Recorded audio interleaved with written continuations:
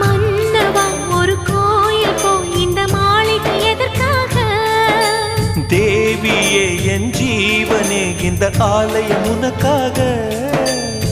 வானில் ஒரு புயல் மழை வந்தால் அழகே என்னை எங்கனம் காப்பாய். கண்ணே உன்னை என் கண்ணில் வைத்து இமைகள் எனும் கதவுகள் அடைப்பேன். சத்தியமாகுமா?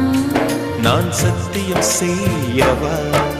தொடு தொடுவெனவே வானவில் என்னை தூரத்தில் அழைக்கின்ற நேரம். Uva,